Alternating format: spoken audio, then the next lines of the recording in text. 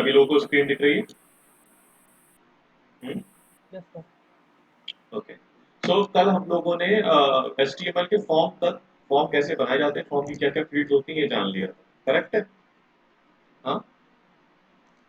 Yes sir. Yes sir. हाँ, तो form को हम लोग बनाना सीखे थे थोड़ा बहुत, और हमने कुछ फॉर्म की फील्ड्स भी यूज करी थी। बट हमने देखा था कि फॉर्म का जो स्ट्रक्चर है वो क्या कह रहा था, वो स्ट्रक्चर ठीक से नहीं बन पा रहा था। करेक्ट है? कोई डेटा इधर भाग रहा था, कोई डेटा उधर भाग रहा था। ध्यान है? मतलब कुछ फॉर्म हम अगर इस यस तरीके सर। से बनाना चाह रहे थे सही फॉर्मेट में, वो नहीं बन पा रहा था। कहीं फील्ड इधर आ रही थी, कहीं डेटा इधर आ रहा था। चलो अब हम लोग एक काम करेंगे, एक फॉर्म बनाएंगे जिसमें हम लोग स्ट्रक्चर सही रखेंगे। ठीक है ना? स्टार्ट करते हैं। ठीक। चलिए, तो सबसे पहले क्या करना है, सबसे पहले हमें अपना कोड लिखने से पहले क्या करना है, डॉक टाइप लिखना है। डॉट याद है? टाइप हाँ, डॉक टाइप याद है? HTML। ठीक। डॉक टाइप लिखना स्टार्ट करने से पहले डॉक टाइप लिख लेते हैं। डॉक टाइप ये बताएगा सर कि आप लोग HTML5 में वर्क कर रहे हो। ठीक है? फिर सर हमने डॉट लिखा, टाइप एक बार सही कर दीजिए। ओके, डॉक टाइप किस पहले लिखा, डॉक टाइप, फिर HTML। ध्यान रखना, डॉक टाइप HTML जो लिखते हैं उसका कोई क्लोजिंग ब्रैकेट नहीं होता है। ठीक है? फिर उसके बाद हमने लिखा HTML। ठीक है ना? HTML के बाद आता है हेड पार्ट, फिर जहाँ पर हम लोग हेडर डिफाइन करते हैं। हेडर डिफाइन करने के अंदर मतलब टाइटल डिफाइन कर देते हैं, या फिर उसकी मेटा इंफॉर्मेशन डिफाइन करते हैं। टाइटल हमने दे दिया इसमें, वेब डेवलपमेंट वर्कशॉप। ठीक है बेटा? ये हमने इसका टाइटल दे दिया है। अब हम अपने वेबसाइट का बॉडी पार्ट दिखाएंगे, जो चीज हमें विजिबल दिखानी है। तो यहाँ पर हम बॉडी पार्ट लगा देंगे। ठीक है?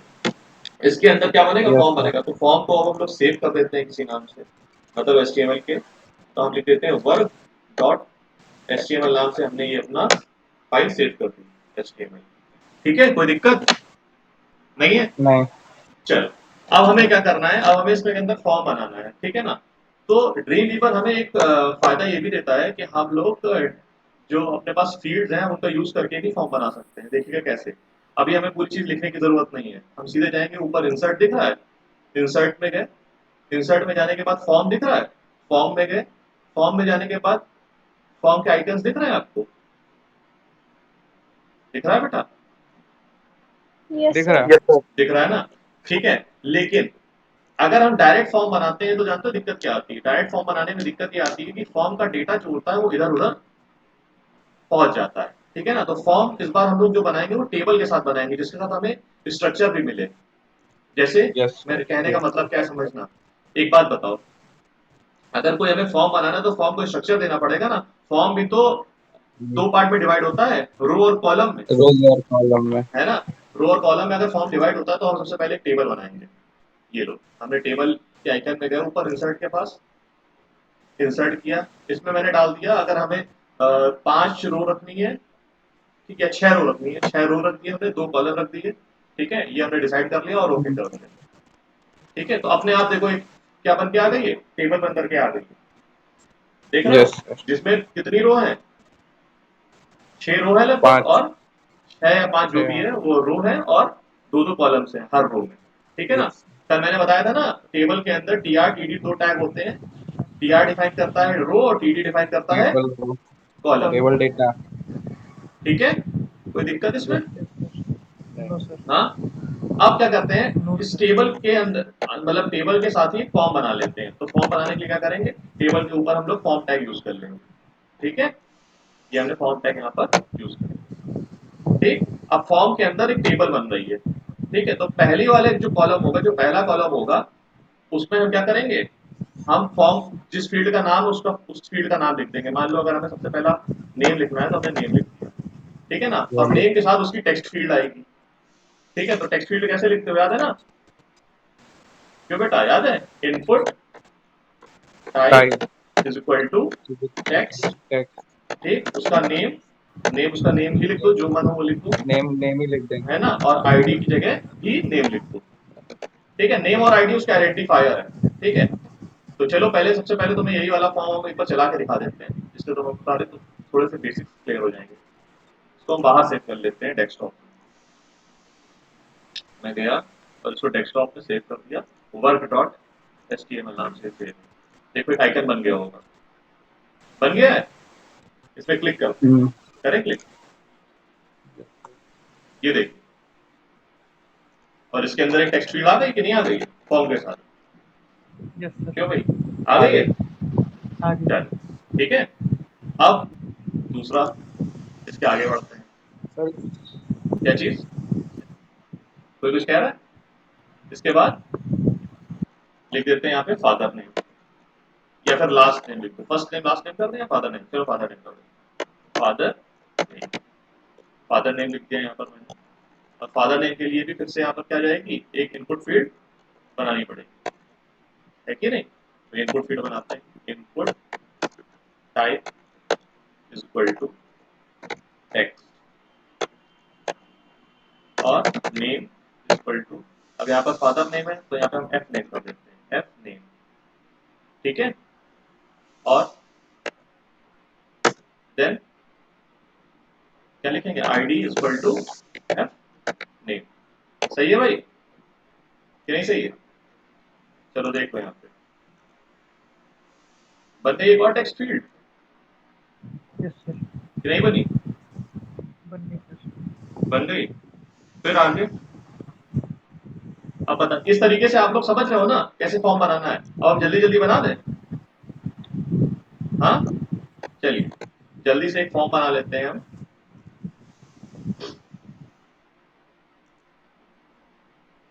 हमारे पास फॉर्म एक बना होगा, हम उस फॉर्म का यूज कर लेते हैं। ये डी ड्राइव में है, जैम्प नाम के फोल्डर में, HCDocs के अंदर, एक बेसिक क्लास के अंदर रेजिस नाम का एक फोल्डर, और इसको हम लोग खोल लेते हैं।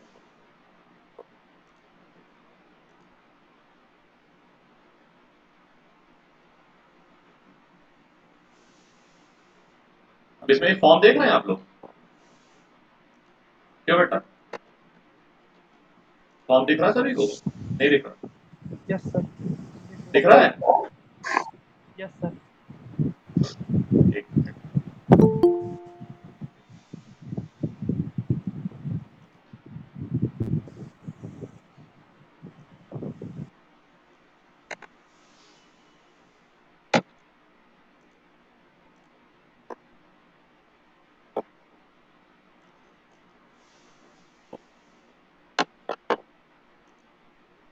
ये देखिए एक फॉर्म बन गया यहाँ पर। ये कैसे बना देख लो। सबसे पहले हमने क्या करा है यहाँ पर, सबसे पहले हमने यहाँ पर एक टेबल बनाई है, और उस टेबल के अंदर क्या लिख दिया है, फर्स्ट नेम उस फील्ड का नाम, फिर लास्ट नेम एक कॉलम में, फिर उसके दूसरे कॉलम में उसकी फील्ड का नाम, फिर थर्ड रो में उसका नाम, देन उसकी फील्ड का नाम, देन फोर्थ रो उसका नाम, देन उसकी फील्ड का नाम। इस तरीके से हमने क्या कर दिया, एक फॉर्म यहाँ पर तैयार कर दिया। दिख रहा है सभी को? क्यों बेटा, हाँ यस सर। ये फॉर्म यस हमने यहाँ सर। पर तैयार कर लिया है, ठीक है। सर उससे अब सर प्रतीक्षा की, क्या कह रहा हूँ, सर अच्छा प्रतीक्षा की रिक्वेस्ट और एक्सेप्ट कर लीजिए। ठीक ठीक कर, तो इस तरीके से फॉर्म बना लेंगे। क्यों बेटा, बना लेंगे। इस तरीके से आप लोग एक फॉर्म बना लेंगे। किसी को फॉर्म बनाने में कोई कंफ्यूजन हो तो पूछिए। इस तरीके का फॉर्म बनाना है जिसमें फर्स्ट नेम लास्ट नेम, ठीक है ना, ईमेल आईडी, पासवर्ड की फील्ड, पासवर्ड फील्ड मैंने यहाँ पर लगता है टेक्स्ट फील्ड ही कर दी है, तो इसको यहाँ पर इसका टाइप सर ये जो पासवर्ड कर आउटर दें। बॉर्डर दिया है वो कैसे दिया है?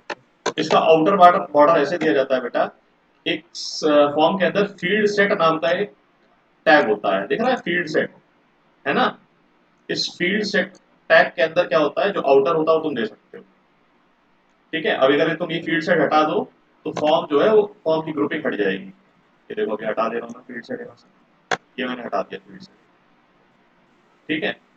फील्ड सेट जैसे ही हटाया फॉर्म की ग्रुपिंग हट जाएगी, हट गई, एक सिंपल फॉर्म बन गया है, ठीक है ना। ये लेकिन इसे सर ये लेजेंड क्या होता है? लेबल बेटा जैसे उसका कुछ नाम देना है तुम्हें, है ना। नहीं ये लेजेंड, इसमें सर लेजेंड लिखा हुआ है ना। हाँ लेजेंड ये होता है, देखो यहाँ पर ये जो दिख रहा है, अभी जैसे अभी मैं लगाऊंगा फील्ड सेट, तो फील्ड सेट का जो कैप्शन होता है वो लेजेंड देकर के आता है। फील्ड सेट का जो कैप्शन होता है अभी देखिएगा, क्या एक्शन दिखा ये? यस सर, समझ गए। ठीक है ना, ये होता है लेजेंड। ठीक है ना, उसके बाद तुमने यहाँ पर क्या दे दिया है, एक लेबल दे दिया है। ठीक है, समझ गए। अब चलो क्या करते हैं, इस फॉर्म को थोड़ा सा और ठीक करते हैं। ठीक है ना, फॉर्म कैसे ठीक करते हैं, मैंने यहाँ पर साइड में एक फॉर्म बना रखा है, उसी का मैं यूज कर लेता हूँ, नहीं तो और टाइम टेकिंग हो जाएगा ये। मैंने एक फॉर्म उठाया यहाँ से और इस फॉर्म को मैंने यहाँ पर यूज करा है, देखते हैं कैसे।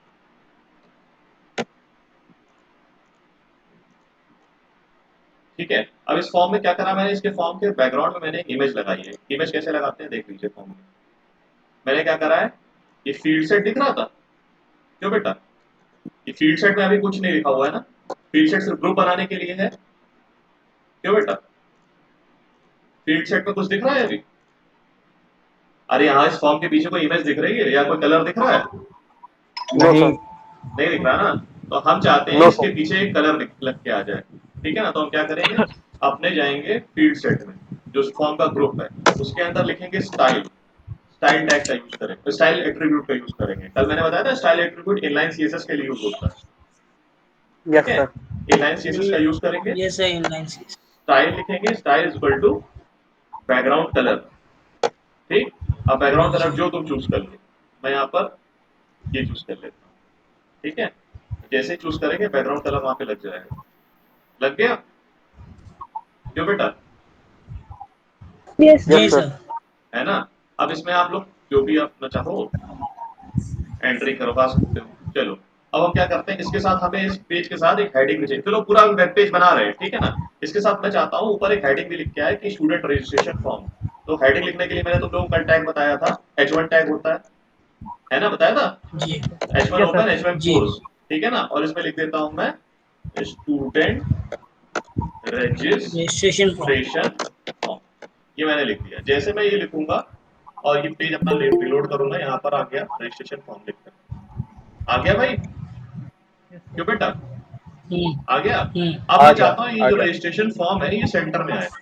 ठीक, सेंटर में लाने के लिए एक तो मेरे पास अलाइन Center एट्रीब्यूट है, align। दूसरा हमारे पास जी स्टाइल का टेक्स्ट अलाइन प्रॉपर्टी होती है। चलो हम टेक्स्ट अलाइन यहाँ पे यूज करते हैं, टेक्स्ट अलाइन स्टाइल एट्रीब्यूट, उसकी सेंटर। प्रॉपर्टी टेक्स्ट अलाइन और उसकी जो सेंटर। वैल्यू है सेंटर। ठीक है ना, जैसे मैंने लिखा तो ये क्या हो जाएगा, ये तुम्हारा जो सेंटर टेक्स्ट में है आ ये जाएगा। सेंटर में आ गया भाई। सर अगर हम लोग H6 आ गया। कर देंगे तो ये छोटा हो जाएगा बस खाली। क्या कह रहे हो बेटा? सर H6 कर देंगे तो ये जहाँ पे लिखा है ऊपर हेडिंग लिखी है सेंटर में ये छोटी हो जाएगी बस खाली। बिल्कुल छोटी हो जाएगी, दिखाई नहीं देगी। ये लो H6 कर देते हैं, ठीक है, ये लो H6 कर दिया। जैसे H6 करा, दिखाई दे। दिख रही नहीं? नहीं दिख रही यस है ना, दिखाई दे। तो हम लोग ठीक है। H1 ही रखेंगे क्योंकि हेडिंग हमें बड़ी दिखानी है। अब हम चाहते हैं कि ये जो टेक्स्ट है स्टूडेंट रजिस्ट्रेशन फॉर्म का, इसका कलर भी चेंज होकर के आए।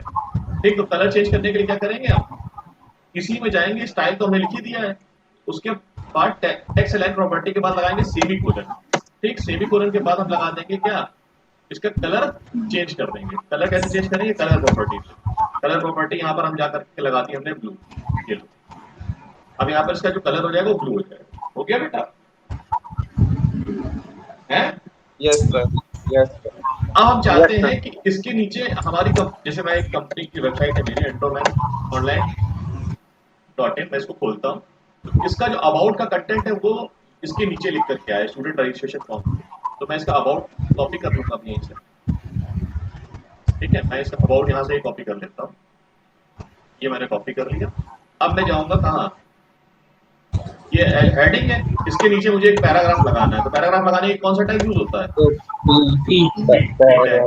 पी टैग लिखा, उसके अंदर मैंने वो वाला जो मैटर अपने कॉपी करा था वो पेस्ट कर लिया और सेव कर दिया।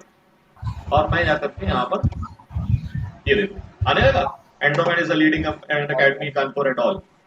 तो क्या कर रहा है, Yes, sir. हमारा जो HTML का कंटेंट जो कुछ भी हम लिख रहे हैं वो ब्राउजर कन्वर्ट करके वेब पेज में कन्वर्ट कर दे रहा है ना। Yes, sir. अब मैं चाहता हूँ कि इस जो फॉर्म है, फॉर्म से पहले एक इमेज लग करके है, उसके बाद फॉर्म दिखे। ठीक है ना, जैसे कभी कभी नहीं रजिस्ट्रेशन फॉर्म दिखता है, जैसे पहले यहाँ इमेज लगी हुई है, तो मैं एक इमेज लगा के दिखाता हूँ आप लोगों को।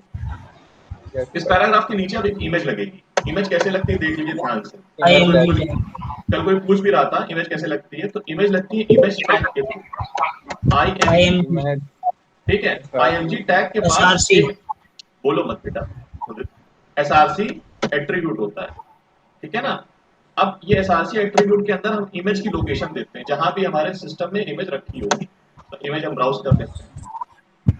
मैं अपने सिस्टम में एक इमेज ये लगी हुई है, मैं इसको ब्राउज कर लेता हूँ, ठीक है ना। ये ब्राउज होकर के इमेज यहाँ पर लग गई, ठीक।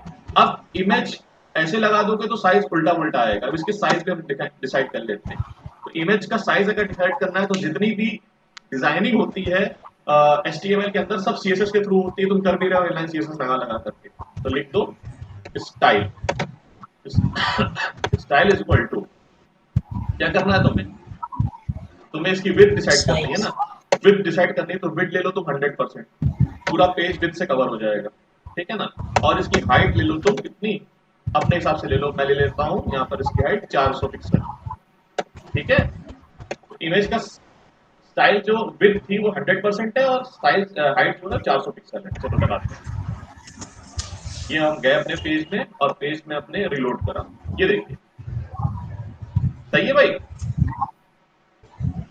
बन गई, यस सर, है ना। बहुत अच्छी। हाँ बन गई वेबसाइट। अब हमें चाहते हैं कि वेबसाइट के ऊपर ये ऐसे लिंक्स लगे होते हैं ना बेटा। यस अच्छा कौन कौन है ये बताओ, क्वेश्चन वक्शन पूछो भाई। चलो अच्छा, ग्रीष्मांजलि समझ में आ रहा है? ग्रीष्मांजलि कि ऊपर ऊपर से निकल रहा है? सर आ रहा है। आ रहा है बेटा, ठीक है। तो सबसे Yes, पहले sir. हमने क्या करा, एक फॉर्म बनाया। फॉर्म कैसे बनाया, फॉर्म बनाने के लिए हमारे पास फॉर्म टैग होता है। फॉर्म टैग का यूज करा, एक टेबल बनाई। टेबल के पहले कॉलम में हमने फॉर्म की हेडिंग रखी है, दूसरे कॉलम में फॉर्म का फील्ड रखी है, इनपुट फील्ड।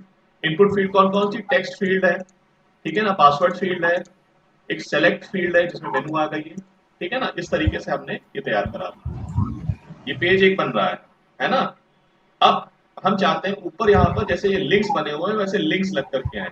वो लिंक्स लगाने के लिए क्या होता है, लिंक्स लगाने के लिए हमारे पास एक टैग होता है। मतलब लिंक्स लगाने के, लिंक्स मतलब क्या हुआ, देखो जो एक पेज तुम्हारा से दूसरे पेज में स्विच सुनिए करने के लिए। सुनिए मेरी बात। जो वेबसाइट होती है, वेबसाइट का जो ये ऊपर का पार्ट होता है इसको हेडर बोलते हैं, ठीक है ना। सबसे ऊपर का पार्ट हेडर बोला जाता है और सबसे नीचे का पार्ट फुटर बोला जाता है। कल बताया था जब स्ट्रक्चर बताया था HTML का, है ना। तो यस सर, ऊपर अगर आपको हेडर लगाना है, अगर आप सभी को ऊपर इसके हेडर लगाना है तो हेडर टैग यूज होगा। हेडर टैग क्या होता है, header tag HEADER, header open और हेडर क्लोज। ये लगा दिया बेटा, समझे, ये हेडर टैग हमने लगा दिया यहाँ पर, ठीक है ना। अब इस हेडर के अंदर क्या होगा, नेविगेशन होंगे। ये जो है नेविगेशन होते हैं ना बेटा, एक पेज से दूसरे पेज पे जाने वाले सब नेविगेशन है ना। क्या है, एक यस पेज से सर, दूसरे पेज जा रहे हो, इसको नेविगेट कर रहे हो ना। तो नेविगेट करने के लिए तुम्हारे पास होता है nav tag, NAV open, NAV close. अब इसके अंदर तुम्हारे लिंक्स बनेंगे, ठीक है ना। तो देखो लिंक्स कैसे बनेंगे, देखना अच्छे से। लिंक्स बनाने के लिए तुम्हारे पास होनी चाहिए एक लिस्ट। तो लिस्ट जो बनती है HTML में वो UL टैग के थ्रू बनती है। तो UL open and UL close. तो अनऑर्डर्ड लिस्ट। हाँ अनऑर्डर्ड लिस्ट इसको बोलते हैं, ठीक है ना। अनऑर्डर्ड लिस्ट के जो आइकन्स हैं, जो आइटम्स है वो कैसे डिफाइन करोगे, LI के थ्रू करोगे, LI open and LI yes sir, close. तो जैसे कि यस यहाँ पर तुमने लिख दिया होम, तो देखो यस वेबसाइट देखना, अभी वेबसाइट में गए,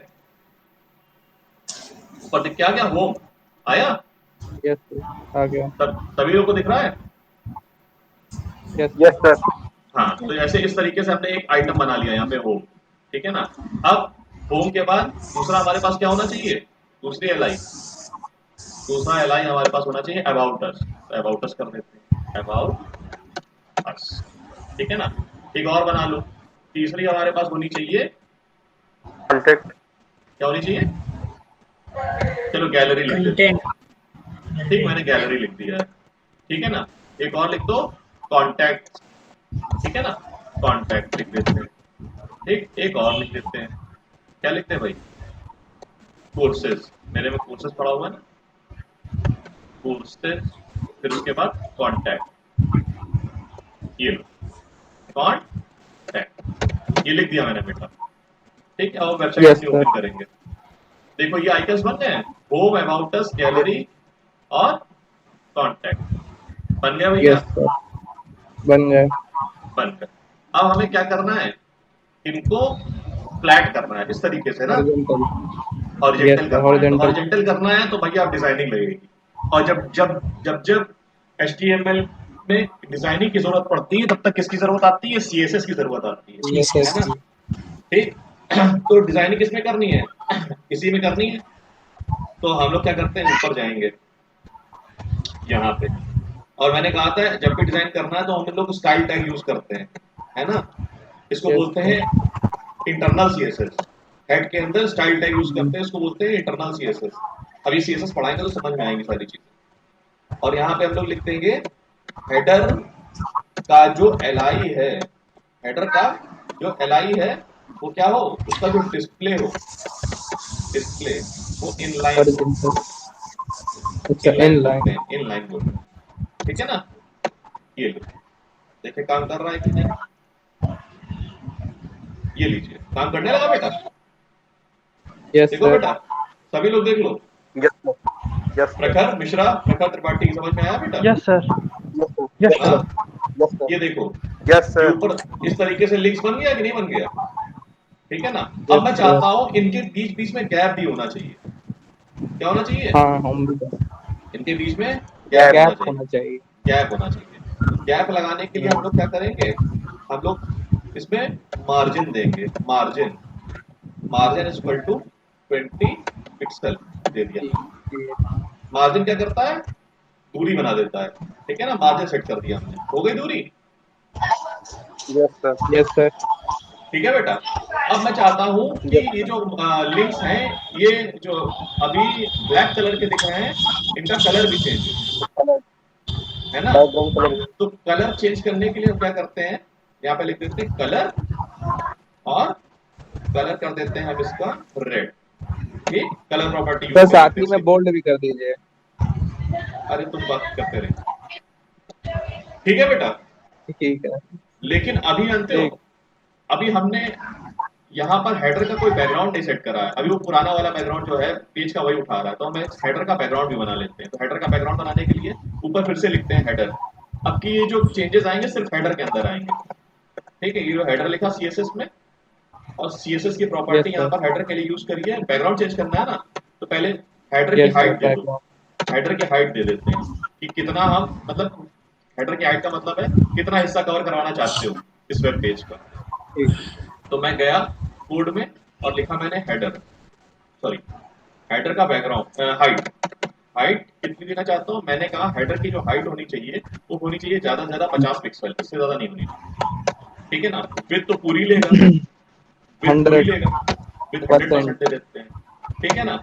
और उसका जो बैकग्राउंड कलर होना चाहिए वो होना चाहिए मेरे हिसाब से हल्का सा येलो, या फिर ये दे देते हैं कलर अपने हिसाब से। ठीक है, चलो देखते ठीक। हैं।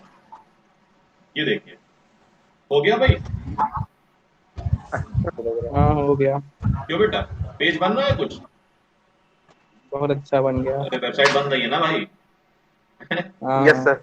लेकिन अभी आप लोग एक चीज नवरात्रि देख रहे ऑफर। हो, एक चीज तो लोगों ने पूछा भी नहीं मुझसे कि सर ये बताइए जो आप ऊपर लिख रहे हैं ये सब चीजें, इनमें सर हाँ। लिंक्स तो भी बने नहीं है ना? अरे सर, अभी लगाए कहाँ आपने? ये तो सिर्फ टेक्स्ट है सर, इसमें क्लिक कर रहे हैं, कुछ हो ही यस नहीं रहा सर। है ना? तो आप क्या करते हैं इसमें, इन टेक्स्ट को किस, बेटा जिसका भी ये शोर हो रहा है या तेरा माइक बंद कर दो। ये जो सर टेक्स्ट है, टेक्स्ट इन टेक्स्ट इसी को, क्या बेटा? सर टेक्स्ट इन टेक्स्ट इसी को बोलेंगे फिर? नहीं, टेक्स्ट इन टेक्स्ट अभी इसको कैसे बोल सकते हो? टेक्स्ट इन टेक्स्ट इसको बोलोगे। नहीं जब, इसमें इसमें क्लिक हाँ कर रहा फिर, हो तो अबाउट अस का पेज खुला, ये text, yes sir. Text with in text है। ठीक है ना? अभी ये टेक्स्ट विद इन टेक्स्ट नहीं है क्योंकि इसमें एक ही टेक्स्ट है। इसको क्लिक कर रहा, कुछ हो रहा है क्या? नहीं हो रहा। No sir. तो अब ये जो जितनी भी लिस्ट थी हमारे पास, जितनी भी लिस्ट थी हमारे पास, और इनमें के अंदर जो टेक्स्ट लिखा हुआ था, इसको अब हम लोग लिंक में कन्वर्ट करेंगे। तो कैसे लिंक में कन्वर्ट करते हैं? लिंक में कन्वर्ट करने के लिए हमारे पास होता है एक ए टैग, इसको बोलते हैं anchor tag. Anchor tag open और एंकर टैग क्लोज। ठीक, जैसे तुमने लगाया ये जो टेक्स्ट है अब कन्वर्ट किसमें हो जाएगा, लिंक में कन्वर्ट हो जाएगा, ठीक है ना। किसमें कन्वर्ट हो जाएगा बेटा, लिंक में कन्वर्ट हो जाएगा। अब देखो कैसे, यहाँ पे मैंने लिखा HREF, ठीक है ना, HREF। अगर किसी पेज में नहीं मूव कराना चाहते हो तो लिख दो इसको ब्लैंक, ठीक। अब जाओ यहाँ पे, ये देखो बन गया, लिंक दिख रहा है। देखो यस सर। इसके ऊपर कर रहा हो तो कुछ आइकन नहीं बन रहा है, इसके ऊपर कर रहा हो तो हाथ का निशान बन जा रहा है, मतलब ये एक लिंक है। इसमें क्लिक करोगे तो कुछ कोई पेज खुलेगा जा करके, तुम चाहते हो कि ये वेबसाइट खुले मेरी वाली, ठीक है। तो हम HREF के अंदर जाएंगे, इसके एंकर टैग के, और क्या लिख देंगे, वो वाला लिंक डाल देंगे। ये हमने डाल दिया। HREF के अंदर बेटा, HREF का फुल फॉर्म होता है हाइपर रेफरेंस, ठीक है। इसमें जो भी लोकेशन डाल दोगे वो लोकेशन लिंक पे क्लिक करने के बाद खुलेगी। तो भाई हम लिंक पे क्लिक करें, क्यों बेटा, यस सर। इस वाले लिंक पे क्लिक करते हैं। ये देखो जैसे ही क्लिक करा, देखो क्या खुल रहा है, वेबसाइट वेबसाइट खुली ना, जो हमने उसके अंदर लिखी थी वही खुली ना। तो yes sir. every time when you click on the hyperlink, ठीक है ना, and another page is open, ठीक है ना। अब सारे सभी क्या बना दो, हाइपर बना दो, हाइपर लिंक बना दो। तो HREF, ठीक है ना, इक्वल टू, अगर कोई लिंक नहीं देना है तो सिर्फ उसके अंदर लिख दो हैश का साइन, और ये एंकर टैग से क्लोज हो गया। विद इन एंकर टैग सभी को कर दो, ठीक है। ये HREF इक्वल टू हैश का साइन और एंकर टैग क्लोज, ठीक। फिर HREF इक्वल टू हैश और ये क्लोज, ठीक है ना। चलो इसको हटा देते हैं, इतने में क्लिक हो, ठीक है। ये लो भैया, बन गए लिंक्स हैं, बन गया लिंक्स। Yes sir. Yes. अब तुम लोग देख रहे हो कि रजत सर यहाँ पर जो लिंक्स बने, लिंक्स के पीछे लोगो भी लगा हुआ, तो हम लोगो लगाना चाहते हैं यहाँ पे, ठीक है ना। तो लोगो लगाने के लिए क्या करो, एक और LI बनाओ यहाँ पे। एक LI बनाया हमने और एक दूसरा LI बनाया, और यहाँ पर अब इमेज लगानी है, तो इमेज लगाने के लिए हमारे पास कौन सा टैग होता है, IMG टैग होता है, IMG यस सर। SRC। और SRC के अंदर हम लोग क्या लगा देंगे, इमेज। इमेज कौन सी लगानी है, इमेज हमें ये अपनी लगानी है, अपने कॉलेज मतलब कंपनी का लोगो। ये मैंने यहाँ पर इसके अंदर इसकी लोकेशन डाल दी तो इमेज लग गई, ठीक है ना। लेकिन अगर इमेज में भी अभी तरह हाइट नहीं देंगे तो इमेज पूरा पेज कवर कर देगी। दिखाएंगे इसे, देखो अगर हम हाइट और वो तो नहीं हो देंगे, जाएगा नहीं देंगे तो क्या होगा, देखिए ये क्या है, हमने पेज पूरा। रिलोड करा, ये देखिए सब बिगड़ गया ना। तो इसकी हाइट और विड्थ देना बहुत जरूरी होता है। तो हम गए स्टाइल टैग यूज करा हमने, स्टाइल टैग में गए, लिखा विड्थ। विड्थ हम चाहते हैं ज्यादा से ज्यादा इसकी हो, 100%। नहीं यार अच्छा 20 सॉरी। पिक्सल, ठीक है ना, 20 यस सर। पिक्सल या 30 पिक्सल, ज्यादा से ज्यादा नहीं देंगे। और हाइट दे देते हैं हम उसकी, हाइट भी दे देते हैं 20 पिक्सल। चलो चेक करते हैं, ठीक है ना। तो इमेज ये छोटी सी लगी है, चलो थोड़ा उसको बड़ा करो। हाइट दे देते हैं 50 आपके सर। हम 40 दे देते हैं हाइट, और 40 दे देते हैं, ठीक। इमेज कुछ इस तरीके से लग गई है, ठीक है ना। ज्यादा सेटिंग अभी नहीं करना है इसमें। अगर इसकी मतलब और उसमें चेंजेस करने हैं तो इसकी मार्जिन तुम सेट कर दोगे तो वो नीचे आ जाएगा, तो मार्जिन सेट कर देते हैं। हाइट हो गया, ये मार्जिन कहाँ से देना है, ऊपर से कब करना है, तो मार्जिन टॉप, मार्जिन का टॉप,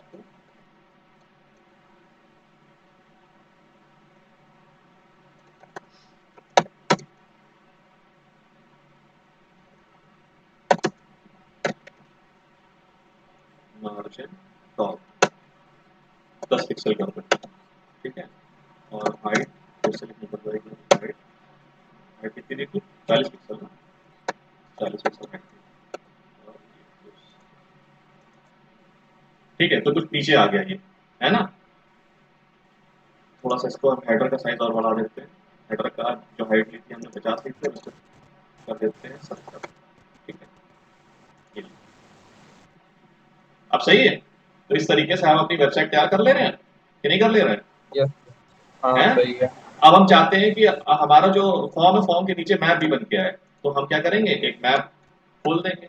मैप कैसे खोलेंगे बेटा, मैप में गए, ठीक है ना, में जाके जैसे मैप खोला, अब हम चाहते हैं यहाँ पर अपना एंड्रोमैन जो है उसका मैप हमारे पेज में लग जाए, तो एंड्रोमैन हम लोकेशन ढूंढ लेंगे। लोकेशन मैप में ढूंढने के बाद क्या करेंगे, याद है ना सारी चीजें, जैसे लोकेशन ढूंढ हाँ सर, लेंगे इम्पैक्ट हमारे पास मैप खुल के आ एम्बेड जाएगा। मैप खुलने के बाद शेयर में जाएंगे, एम्बेड मैप करेंगे, इम्पैक्ट कॉपी एचटीएमएल उसमें एम्बेड हो जाएगा, ठीक है ना। और हम क्या करेंगे, जहां फॉर्म खत्म हो रहा है उसके नीचे जाकर के बस कुछ नहीं करना है, सिंपली पेस्ट कर देना है। सही है, सिर्फ हमने पेस्ट कर दिया है। Yes sir. और उसकी विथ जो कर देंगे, विथ कर देंगे 100%। ये ठीक। अब चलो देखते हैं, अपने पेज में है, रिलोड करा सिंपली, ये देखिए लग गया, तो बन गया एक पेज भाई वेबसाइट का। Yes sir. यस सर, बन गया। बढ़िया बना है। अब हाँ सर, भैया बढ़िया बना। है ना, अब तुम्हें क्या करना है, तुम ऐसे 4-5 पेज मिला दोगे तो क्या बन जाएगी, ये वेबसाइट बन जाएगी। वेबसाइट। यही तो वेबसाइट होती है। लेकिन एक चीज सर पूछनी है। पूछो। सर जैसे अब हमने गैलरी टच किया, तो हम्म। मतलब दूसरा पेज नहीं, जैसे स्टैटिक पेज होता है तो उसमें वो नीचे आ जाता है ना, उस पेज पे वो कैसे करते हैं? स्टैटिक आ जाता है मतलब? जैसे सर आप अपनी वेबसाइट खोलिए, हम्म, बोल दी। उसमें आपने जैसे अबाउट अस पे क्लिक किया तो वो नीचे आपका अबाउट अस वाला पेज स्क्रॉल होके आ जाता है। हाँ ये आ गया, फिर तो ये सर स्क्रॉल होके आया ना अपने आप, ये कैसे आता है? कहाँ स्क्रॉल हो गया है, रिलोड हुआ ना पेज। डायरेक्ट कैसे आया, नहीं डायरेक्ट सर कैसे आया, मतलब ये डायरेक्ट कैसे आया मतलब? नहीं सर, मतलब जैसे सिंगल। स्टैटिक पेज होता है, देखो, हाँ, तो जैसे जैसे स्टैटिक पेज है तो उसमें जब हम लोग किसी भी मतलब हेडर पे क्लिक करते हैं तो वो स्क्रॉल होके उस पार्ट पे पहुंच जाता है, वो कैसे अरे होता है?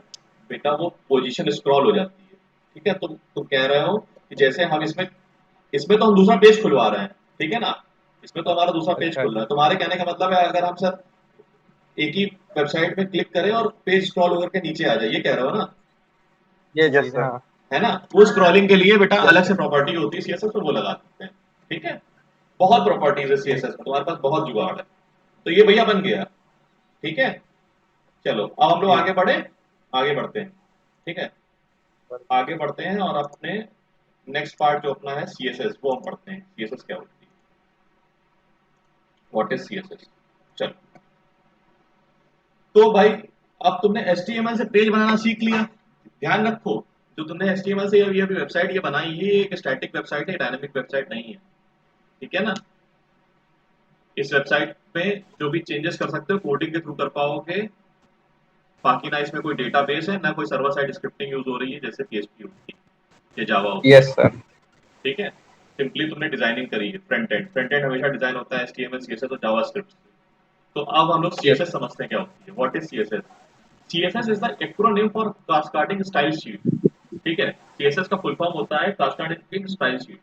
अब इसका काम क्या होता है, CSS style sheet is used to style a web page in a simple and easy वे।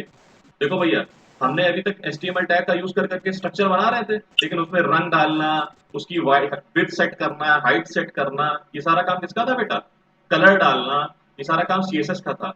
तो वेब पेज को क्या करता है, स्टाइलाइज कर देता है वो। तो लिखा हुआ है it is used with various HTML elements to stylize and format them on the grounds of color, size, position, etc. बोल रहा है ना, उसमें कलर लगाना है, साइज सेट करना है, पोजीशन सेट करनी है, सारा काम सीएसएस का होता है। अब सीएसएस कैसे लिखी जाती है, देखो सीएसएस का syntax, a CSS rule set consist of a selector and a declaration box. अच्छा, अभी इससे पहले जो हमने सीएसएस लगाई थी, देखा था ना, टैग का नाम लिखते थे, फिर एक ब्रैकेट ओपन करते थे, फिर प्रॉपर्टी लिखते थे, फिर अगर दूसरी प्रॉपर्टी लिखनी होती तो सेमी कॉलम लगाते थे, दूसरी प्रॉपर्टी लिखते थे, देखा था। अरे भाई, ये हमने सीएसएस लगाई थी ना ऊपर, ये देखिए सीएसएस लगाई थी कि नहीं लगाई थी, अरे बोलो। Yes sir. ये सीएसएस यस जब लगाई सर। थी तो इसका सिंटेक्स समझो ना, ये सिंटेक्स वही तो दिखा रहा है। क्या कह रहा है, पहला है H1 मतलब सेलेक्टर, मतलब किसमें तुम्हें सीएसएस लगानी है, हमें यहाँ हेडर में लगानी थी, ठीक है ना। सही है, यहाँ पे हमें हेडर में लगानी थी, तो ये सेलेक्टर है, ठीक है ना। फिर उसके बाद क्या आता है, उसके बाद देखो ये 3 पार्ट में डिवाइड होता है, सेलेक्टर, डिक्लेरेशन और प्रॉपर्टी और वैल्यू। सेलेक्टर मतलब जिसमें जिस टैग में तुम्हें सीएसएस लगानी है, जिस टैग में तुम्हें स्टाइल लगानी है वो होता है सेलेक्टर, ठीक है। फिर उसका डिक्लेरेशन होता है, डिक्लेरेशन कर्ली ब्रेसेस के अंदर लिखते हैं। अब डिक्लेरेशन में क्या लिखते हैं, क्या स्टाइल उसमें लगानी है, उसका कलर चेंज करना है, उसका फॉन्ट साइज चेंज करना है, उसमें बॉर्डर लगाना है, ये सारी चीजें किसके अंदर डिफाइन करते हैं हम लोग, डिक्लेरेशन बॉक्स के अंदर डिफाइन करते हैं, ठीक है। तो यहाँ पे बता रहा है सेलेक्टर क्या होता है। A selector is any HTML element we want to style like p, div, etc. ठीक है। फिर डिक्लेरेशन बॉक्स क्या होता है, this block contains the different properties and their values which we want to change in the selector element. अब देखो तुम्हें एक एग्जांपल दे देते तब तुम्हें समझ में आएगा, सिंपल सिंपल एग्जांपल से समझ में आएगी तुम्हें चीजें, ठीक है। मैं आ रहा हूँ एक HTML का पेज नया फिर से बना रहा हूँ, ठीक है। और सब फालतू चीजें से हटा देता हूँ, ये तो कंफ्यूज हो गया, ये हटा दिया मैंने। इतना तो पता है ना, यहाँ तक तो चीजें याद है। अब इसके अंदर मैंने लिखा है एक H1, ये बेटा एक हेडिंग है, दिस इज माय हेडिंग। बोलते जाओ भाई, ऐसा लगता है कि जिंदा नहीं है, बोलो। Yes sir. है सर। है ना, बोलते रहो, ठीक है ना। तो इसका नाम मैं सेव कर लेता हूँ, डेमो डॉट HTML नाम से सेव कर लिया, ठीक है ना। और इसी में क्या कर देता हूँ, एक पैराग्राफ भी डाल देता हूँ, पैराग्राफ लिख देता हूँ, दिस इज पैराग्राफ, ये मैंने लिख दिया। 2 चीजें इसमें लिख दी हैं। अब इसको मैं बाहर जा करके क्रोम में खोल देता हूँ, डेमो खुल जाएगा। खुल गया बेटा, है ना। जी अभी इसमें कोई स्टाइल नहीं लगी है, ठीक है ना।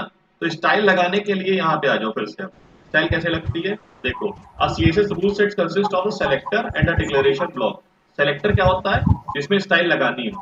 तो हमें मान लो ये हेडिंग जो है, इस हेडिंग का कलर ब्लू करना है, तो हम लोग कहाँ जाएंगे, हेड टैग के अंदर जाएंगे। हेड टैग के अंदर एक स्टाइल टैग होता है, ठीक है। HTML हमको स्टाइल टैग देता है CSS लिखने के लिए। स्टाइल टैग ओपन करेंगे, क्लोज करेंगे, और इसमें हम लोग क्या लिख देंगे, सबसे पहले सेलेक्टर, सेलेक्टर मतलब H1, H1 में लगानी है ना, जी तो H1 लिखेंगे। H1 के बाद करली ब्रेसेस ओपन और करली ब्रेसेस क्लोज, देखो यहाँ पे जैसे लिखा हुआ है, करली ब्रेसेस ओपन और करली ब्रेसेस क्लोज। अब उसके अंदर डिक्लेरेशन लिखेंगे, मतलब हमें क्या करना है। तो हमने कहा भैया हमें उसका जो कलर है वो चाहिए क्या, ब्लू, तो हम लिख देंगे कलर। डिक्लेरेशन बॉक्स के अंदर उसकी प्रॉपर्टी है कलर, और उसकी वैल्यू क्या है, ब्लू, ठीक। अब देखो सिंपल सा, कोई कॉम्प्लिकेशन नहीं है, ठीक है भाई, हो गया कलर चेंज। हम्म तो सेलेक्टर क्या करता है, जिसमें आपको स्टाइल लगानी है वो लिखिए, और जो स्टाइल लगानी है वो लिखिए, सही है भाई। तो ये पूरा CSS लिखने का सिंटेक्स है, इसको बोलते हैं इंटरनल CSS। अब आप चाहते हो कि जो हेडिंग है उसका जो अलाइनमेंट है वो सेंटर हो, तो उसके लिए प्रॉपर्टी दी गई है टेक्स्ट, ठीक है ना, अलाइन, और उसके अंदर वैल्यू दी जाती है सेंटर। तो जो तुम्हारा टेक्स्ट है हेडिंग का वो सेंटर में आ जाएगा। आ गया क्यों भाई। लेकिन एक चीज तुम देख रहे होगे, ये लिखने की वजह से हेडिंग ब्लू हुई है, पैराग्राफ ब्लू क्यों नहीं हुआ है, कोई बताएगा क्यों भैया, ये हेडिंग ब्लू हुई है, पैराग्राफ ब्लू क्यों नहीं हुआ। सर हेडर में लगाया है। टाइम लगाया, क्या कह रहा हो? बताओ भाई। सर सर सीएसएस केवल हम लोगों ने हेडिंग में जो लगा रखा हुआ है। CSS हेडिंग में लगा रखी है, करेक्ट। मतलब यहाँ पे H1 लिख रखा है ना सिर्फ, तो भैया यस अगर सर। यस आप सर। तो सेलेक्ट क्या करेगा, वो H1 टैग खाली सेलेक्ट करेगा। यहाँ पर अब चाहे जितने H1 होते देख लीजिए, 1 2 3 4 जितने H1 चाहो लगा दो, सबकी हेडिंग क्या हो जाएगी, ब्लू, ये हो गई। लेकिन पैराग्राफ को टच नहीं करेगा, है ना।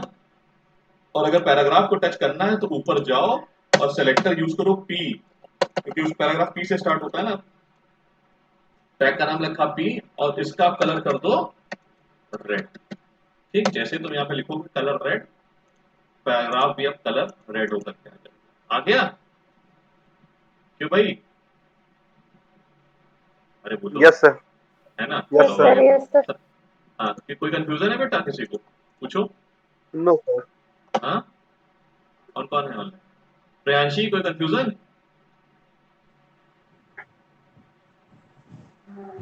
एलिशा? No sir. नहीं। प्रखर मिश्रा? No sir. तो सर समझ में आ रहा है? कल तुमने ट्राई करा था प्रखर घर में? Yes sir. बना था फॉर्म? Yes sir. चलो ठीक है। तो ये तरीका था सीएसएस लगाने का, ठीक है, सिंटेक्स। अब चलो सीएसएस सेलेक्टर्स। सेलेक्टर्स अभी तक तो तुमने सिर्फ टैग सेलेक्टर का नाम सुना है, सेलेक्टर्स और भी होते हैं जिससे आप लोग स्पेसिफिकली अपना टैग सेलेक्ट कर सको सीएसएस लगाने के लिए। तो चलो पढ़ते हैं। CSS selectors are used to select any element and then apply CSS on it। जिस भी टैग में या जहां पर तुम्हें जिस एलिमेंट में तुम्हें CSS लगानी है, CSS सेलेक्टर्स तुम्हारी टैग CSS लगाने में मदद करते हैं। CSS selectors are used to select the content you want to style। मतलब सेलेक्टर से समझ रहे हो ना? सेलेक्ट करेगा उस पार्ट को जिस पार्ट में CSS लगानी है, ठीक है ना? These selectors are useful in writing a clean and effective code।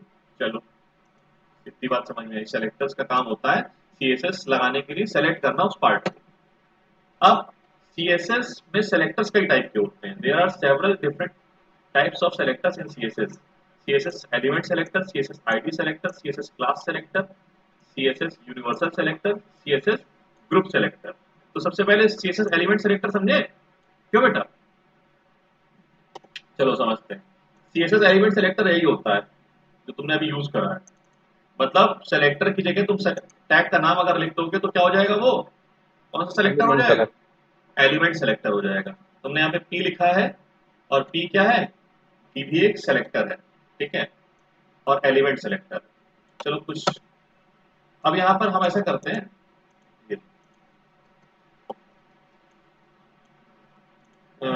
दो हेडिंग लिख देते हैं और दो पैराग्राफ लिख देते हैं। और हम ये चाहते हैं कि पैराग्राफ का कलर रेड आए और हेडिंग का कलर ब्लू आए। तो ये लो हमने वहां पर सेलेक्ट करके लगा दिया है। तो जितने भी पैराग्राफ है उसका कलर क्या आ जाएगा? रेड आएगा और हेडिंग का कलर ब्लू आएगा। सही है भाई?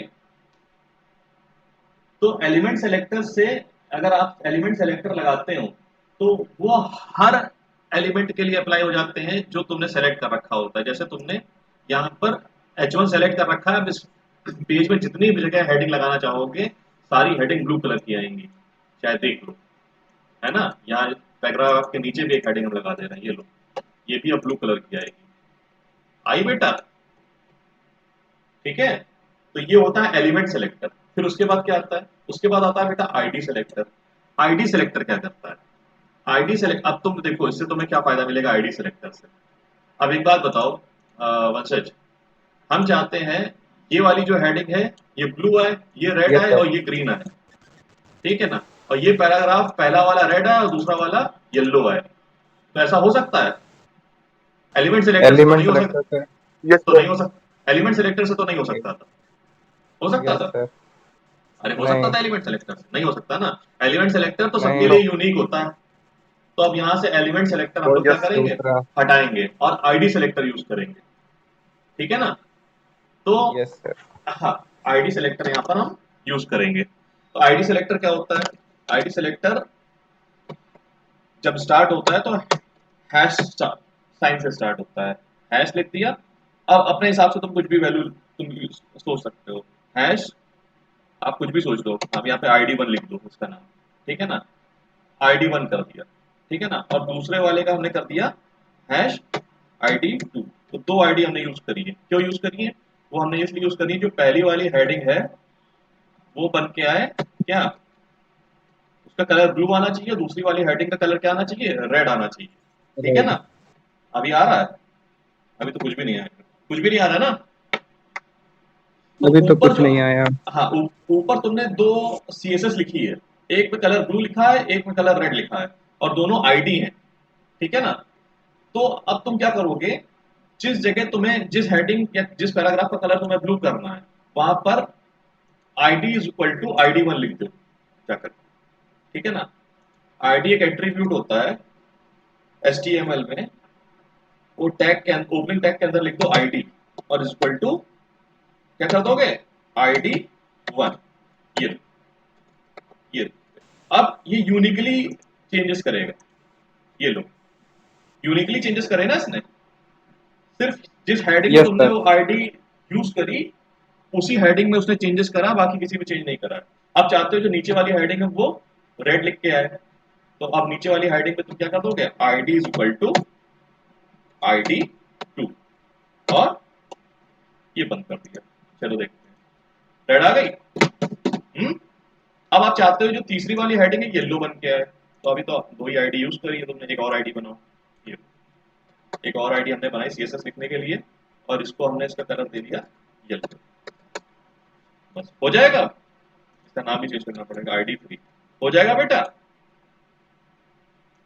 चेंज हाँ तो नहीं सर। हुआ यार, नहीं चेंज हुआ, तुम कह रहे हो जाएगा, क्यों नहीं चेंज हुआ सर भाई? कुछ रह गया होगा। क्या रहेगा बताओ? कोड दिखाइए। देखते हैं।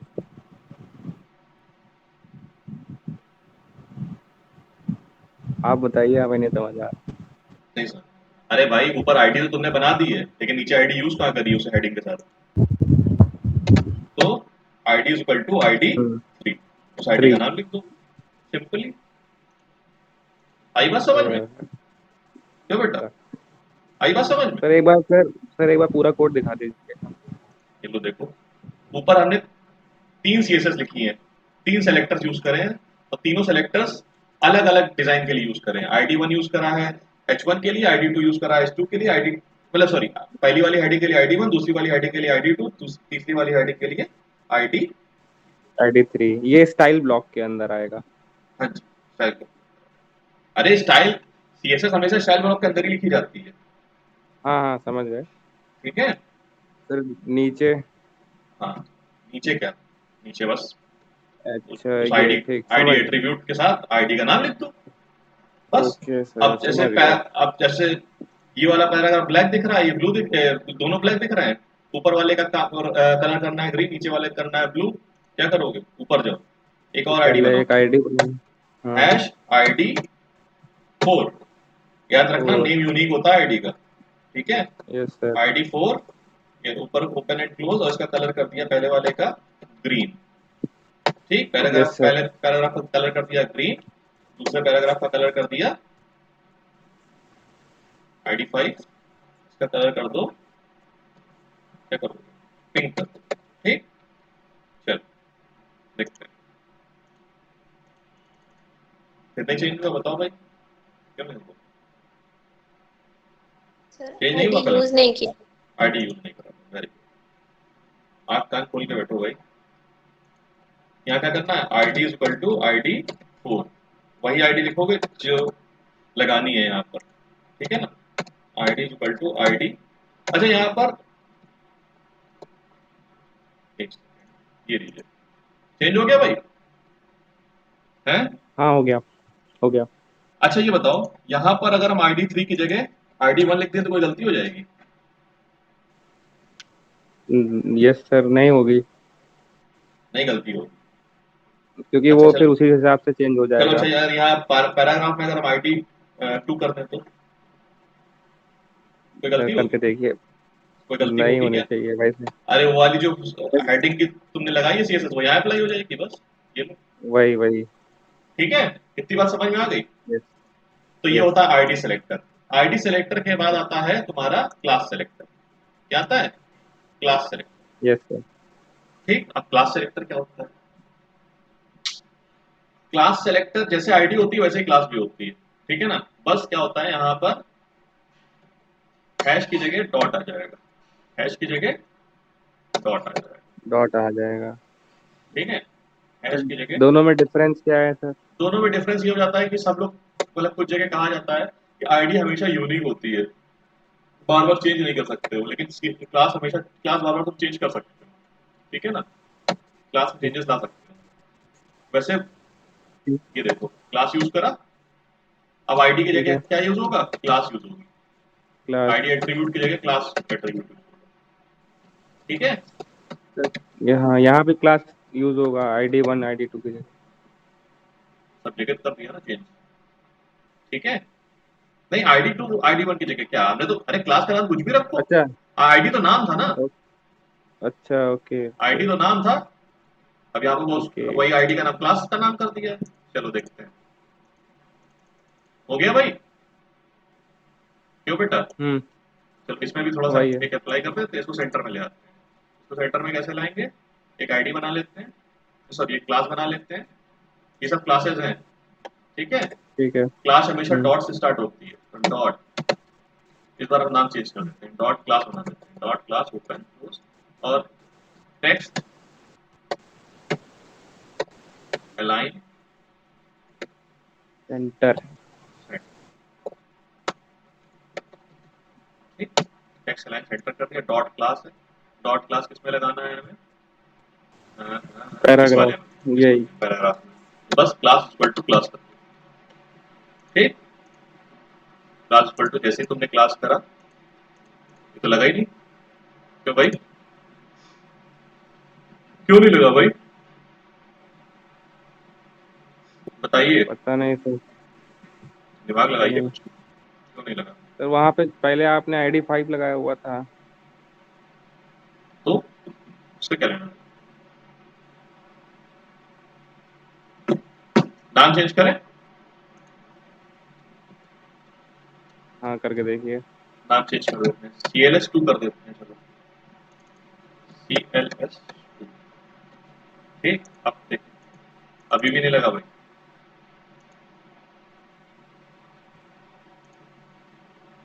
क्यों नहीं लग रहा भैया,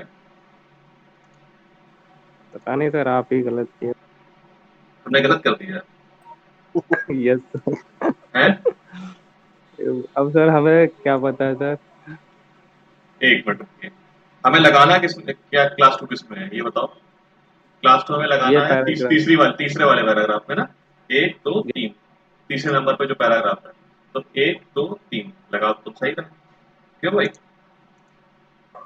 लगा आप सही रहे यहाँ पर, सर डॉट कोडिंग में क्लास, सर जो बीआर ओपन किया है क्लोज नहीं किया है सर, क्लोज भी होता कहाँ, होगा सर शायद। क्या चीज, यहाँ पे न्यू क्या, क्लास जो ऐड करी है सर आपने अभी। ये BR यहाँ पे कैसे आ गया, वही सर।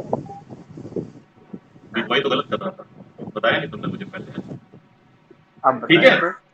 ठीक है, चलो ये हो गया, समझ में आई बात, क्यों बेटा, यस सर। इसके बाद आता है यूनिवर्सल सेलेक्टर, क्या आता है,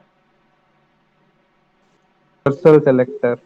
यूनिवर्सल सेलेक्टर क्या होता है, हर जगह यूनिवर्सल सेलेक्टर समझने से पहले एक सेलेक्टर समझ लो, इसको हम बोलते हैं ग्रुप सेलेक्टर, ये सारी चीजें हम हटा दे रहे हैं इस बार, ठीक है ना, ये यहाँ पर आता है ये ग्रुप सेलेक्टर, ग्रुप सेलेक्टर क्या होता है ये जान लीजिए, ग्रुप सेलेक्टर, अब मान लीजिए एक H1 के लिए हमने क्या लगाया, कलर लगाया यहाँ पर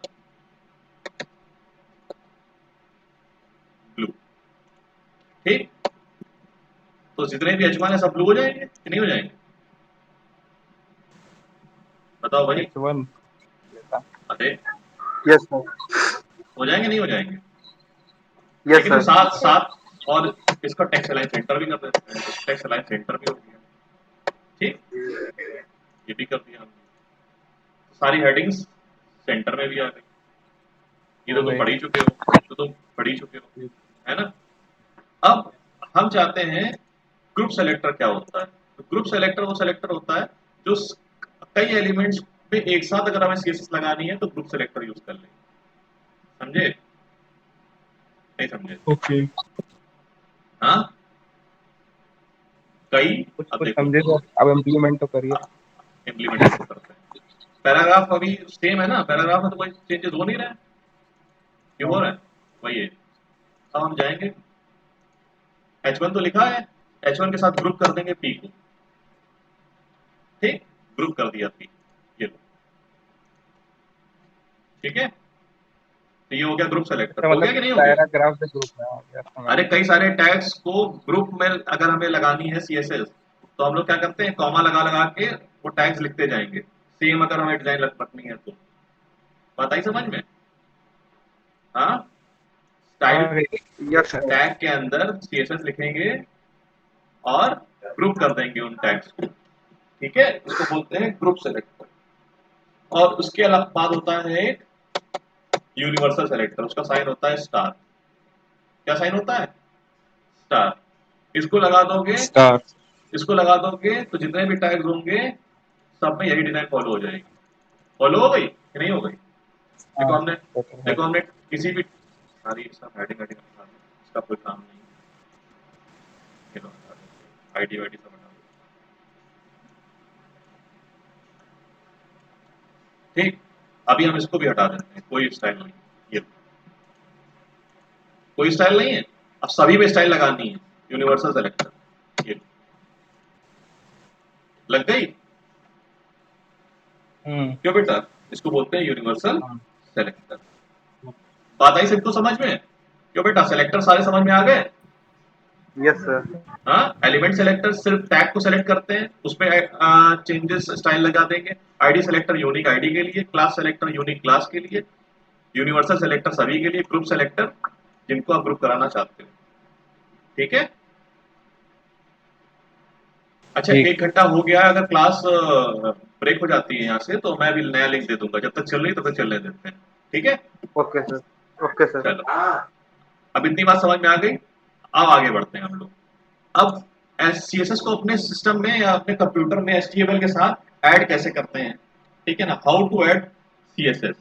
तो there are 3 ways of inserting a style sheet. ठीक है ना? 3 तरीके से CSS आपके HTML वेब पेज के साथ लगाई जाती है। मैं जब से पढ़ा रहा हूँ HTML तब से बता रहा हूँ कि 3 तरीके से लगाई जाती है। एक होती है इनलाइन CSS, एक होती है एक्सटर्नल CSS और एक होती है इंटरनल CSS। Internal CSS। ठीक है? तो सबसे पहले समझ लेते हैं, फिर उसके बाद एग्जांपल बताते हैं। सबसे पहले इनलाइन CSS क्या होती है? Inline CSS is used to apply CSS directly on a single element. अब हम CSS वैसे सब हटा रहे हैं, ये हटा दो। ठीक है? इनलाइन CSS का एग्जांपल समझो। यार demo.html में कोई CSS लगी है? नहीं लगी है ना? नहीं। सबसे पहला कौन सी CSS है? Inline CSS। Inline CSS is used to apply CSS directly on a single element, मतलब सिंगल टैग में डायरेक्टली लगाने के लिए इनलाइन CSS यूज की जाती है।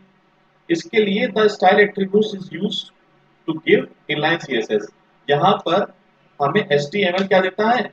एक स्टाइल एट्रीब्यूट देता है, और उस स्टाइल एट्रीब्यूट का यूज करके हम लोग CSS लगाते हैं। मान लो जो पहली वाली हेडिंग है जो दिख रही है तुम्हें, इसमें हमें करना है ब्लू, तो हम लोग क्या करेंगे? स्टाइल एट्रीब्यूट का यूज करेंगे। इनलाइन CSS इसको बोलते हैं। देखना, लिखा है स्टाइल एट्रीब्यूट यूज करा, इक्वल लगाया, लिखा कलर, मतलब CSS की प्रॉपर्टी कलर यूज करी, कलर लिख दिया ब्लू, और ये खत्म हो गया।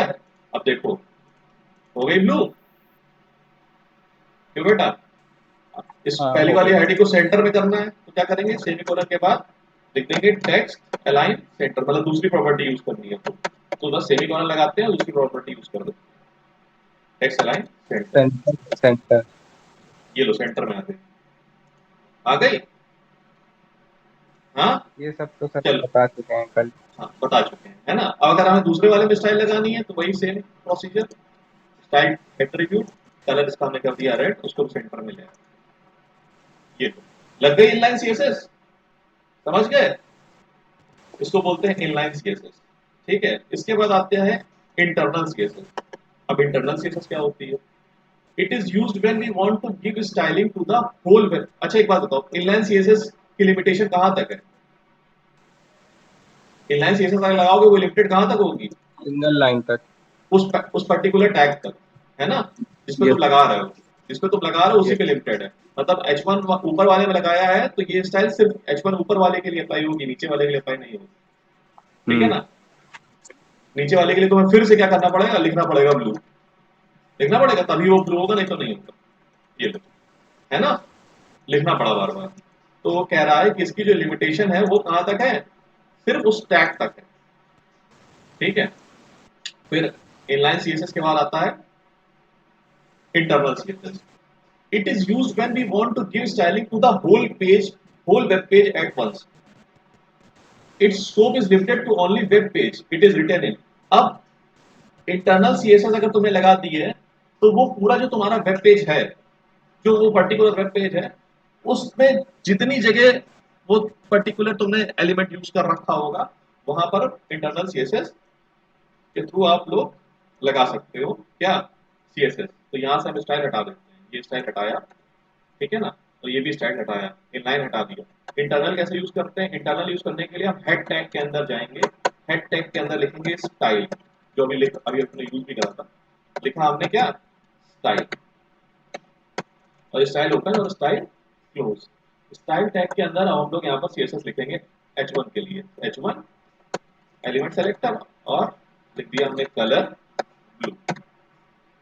तो भाई ये जो है इस H1 के लिए तुमने कलर ब्लू लिखा है, अब जितने H1 होंगे वेब पेज के अंदर सब में क्या लग जाएगी, सीएसएस लग जाएगी। इंटरनल ठीक है, सी।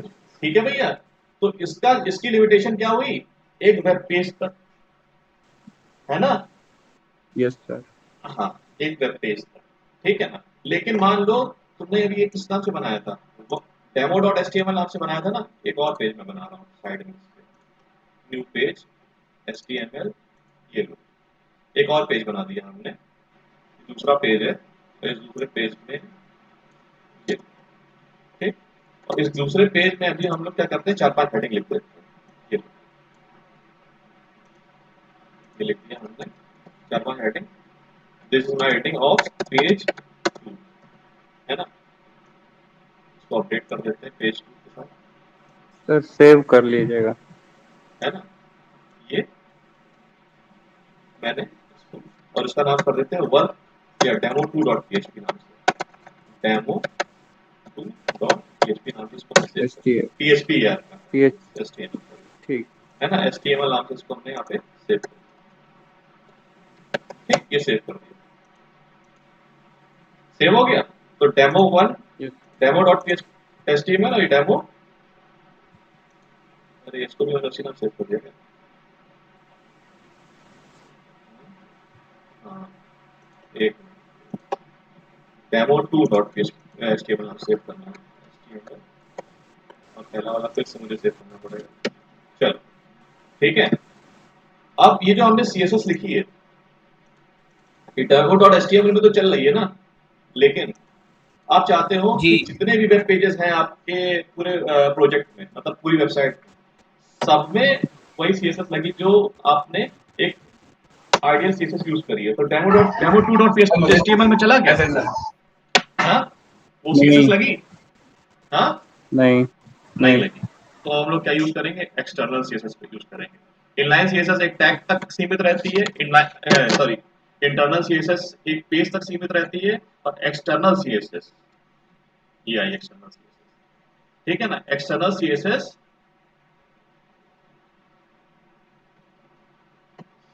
चलो एक्सटर्नल सीएसएस कहां तक सीमित रहती है बेटा, पूरे पूरे वेबसाइट में वेब सीमित पेजेस रहती पे है, पूरी प्रोजेक्ट पे। पूरी पूरी पूरी वेबसाइट में सीमित रहती है।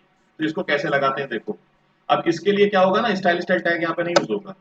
अब यहाँ पे पूरी पूरी फाइल बनेगी सीएसएस की, देखो कैसे, फाइल में गए, न्यू में गए, ठीक है, सीएसएस, ठीक, सीएसएस की एक फाइल हमने यहाँ स्टार्ट करी, ठीक है। और यहाँ पे हम लिखेंगे H1, वही जो लिखा जाता है, ठीक। और H1 के अंदर हम लिख देंगे कलर, और कलर H1 का कर दिया हमने ब्लू। इतना कर दिया कि हमने फाइल वही जैसे CSS लिखते हैं वैसे लिख दी। अब इसको फाइल को हम सेव कर लेंगे, सेव कर देते हैं यहाँ पर हम style.css नाम से, सेव कर दिया, ये सेव कर दिया बेटा। अब देखो, ना demo1 में कोई स्टाइल है, ना demo2 में कोई स्टाइल है, देख लेना, ना demo1 में कोई स्टाइल है स्टाइल, और ना डेमो में, दोनों पेजों में कोई स्टाइल है क्या,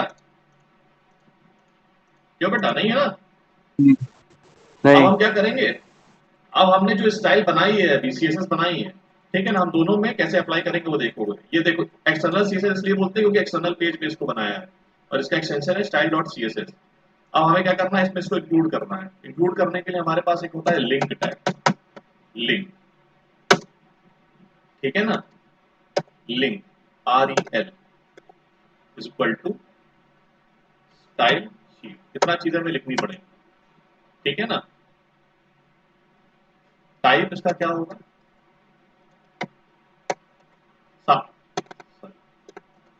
टाइप इसका होगा टेक्स्ट ऑब्लिक CSS और href हाइपर रेफरेंस इसका देंगे, इस स्टाइल डॉट CSS का दे देंगे स्टाइल डॉट CSS, मतलब फाइल का नाम लिख देंगे ये लो, और इसको हमने यहाँ पर ऐसे, ठीक है। चलो यहाँ यहाँ पर हम लोग यही काम कर रहे हैं, देख लीजिए यहाँ पर देख रहे हैं ना, लिंक कराया है हमने हेड सेक्शन के अंदर। अब चलो देखते हैं किस वाली फाइल में लगाया है हमने, ये लगाया है हमने demo.html में, देखें रिलोड करके demo.html हो गया क्यों भैया, demo.html में तो CSS लग गई है, देखें इसमें लगी है, इसमें नहीं लगी demo2.html, ठीक है ना। तो हम बस क्या करेंगे, वही लिंक उठा करके किससे करा देंगे, demo2.html में करा देंगे, हेड टैग के अंदर लिंक यूज कर दिया हमने, बस हो गया, इसमें भी लगता है। तो यही होती है एक्सटर्नल CSS, है ना। अब आपकी वेबसाइट में जितने पेजेस है सब पे लग जाएगी वो। तो भाई क्लियर हो गया CSS लगाना, इनलाइन, इंटरनल, देन एक्सटर्नल। क्यों भैया क्लियर? अब कोई कंफ्यूजन हो तो पूछिए, नहीं तो फिर हम आगे बढ़ेंगे।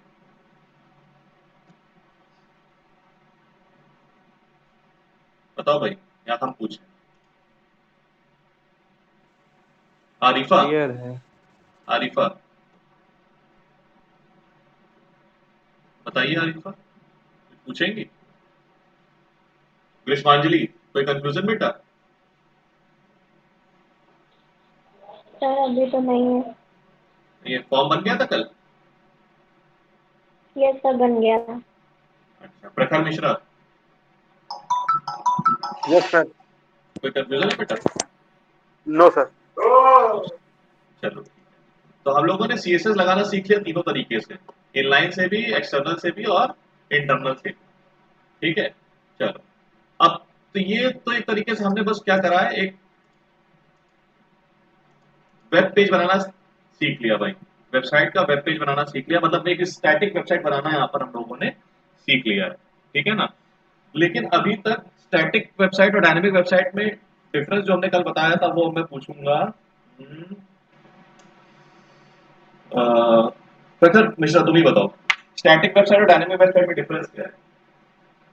सर स्टैटिक वेबसाइट में सर हम मतलब जैसे जो मतलब इसका हेड रहता है केवल वही चेंजमेंट कर सकता है, और डायनेमिक में हम भी कुछ कर सकते हैं। मतलब यूजर भी चेंज कर सकता है और स्टैटिक वेबसाइट वही चेंज कर सकता है जिसमें कोडिंग करी है, वही उसका कंटेंट चेंज करता है, मतलब जैसे कि ये जो हमने वेबसाइट अपनी बनाई है अभी, इसमें कोई भी चेंजेस करने हैं, मतलब अगर हम यहाँ पे फर्स्ट नेम लिखा हुआ है या फिर यहाँ पर ये जो इमेज है, इसको इमेज को बदल के हम दूसरी इमेज लगाना चाहते हैं, तो इस इमेज को हम ही बदल सकते हैं। कैसे बदलेंगे? जाएंगे कौन सा पेज था, work.html में जाएंगे और जहाँ पर हमने वो इमेज लगा रखी हो, कहाँ लगा रखी है, ये लगा रखी है, इस इमेज के अंदर गए, इस इमेज की जगह हम कोई और इमेज लगाना चाहते हैं, तो इमेज इसमें हम दूसरी लगा देंगे, ये इमेज लगा दी हमने, ठीक है। Yes sir. और कोई भी चेंजेस कर पाएंगे वो हम स्वयं कर पाएंगे, मतलब डेवलपर खुद कर पाएगा।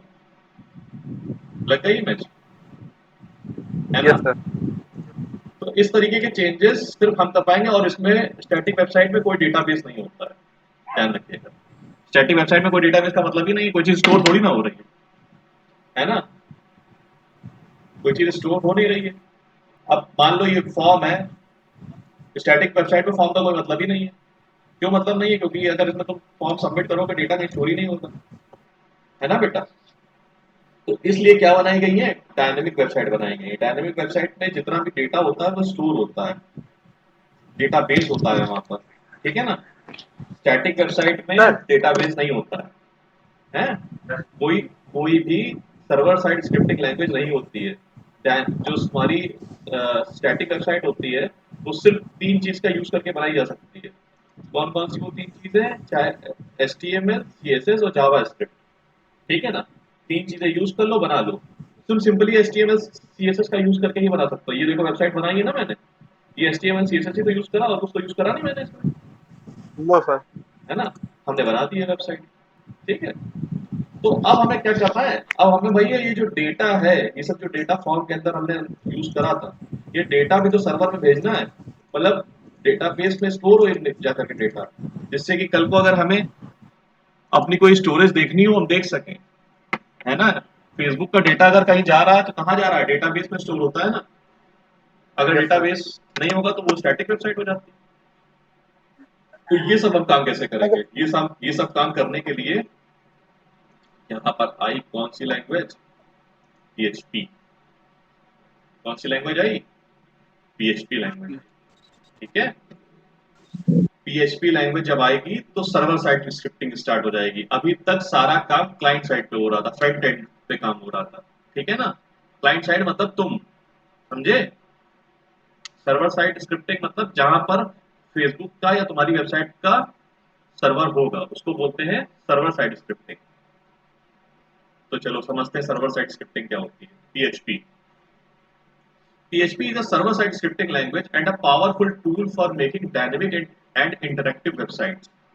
सिर्फ HTML और CSS का यूज करके तुम स्टैटिक वेबसाइट बना सकते थे, डायनेमिक वेबसाइट नहीं बना सकते थे। डायनेमिक वेबसाइट वो वेबसाइट जिसमें चेंजेस सिर्फ डेवलपर पे डिपेंड नहीं करता है, यूजर भी उसमें चेंजेस कर लेता है, वो डायनेमिक वेबसाइट होती है, ठीक है ना। It is one of the most popular and widely used language develop dynamic website. कल मैंने बताया था सबसे ज्यादा वेबसाइट वेब एप्लीकेशंस किसमें बनती हैं, वेबसाइट किसमें बनती हैं, मार्केट में बनी हुई है अभी तक, याद है ना, PHP बताया था। Yes, sir. है ना। PHP PHP was created by Erasmus Lerdorf in 1994 but appeared in the market 1995 से PHP है मार्केट में, ऐसा नहीं है कि नई चीज नहीं है बेटा। ये PHP मार्केट में 1995 से है और सर्वर साइड स्क्रिप्टिंग का सबसे पॉपुलर डिमांड में है। इसको हम लोग मतलब ये नहीं कह सकते कि PHP बहुत मतलब छोटी लैंग्वेज है और बहुत कंपैटिबल नहीं है एंड ऑल, ये सब चीजें क्या है ना बेवकूफ़ी होती है। PHP बहुत अच्छी लैंग्वेज है। PHP बोलते हैं सिक्योर नहीं है, हाँ PHP कोर में सिक्योर नहीं है, लेकिन उसके अगर फ्रेमवर्क ऐड कर दिया जाएगा तो PHP बहुत पावरफुल हो जाती है।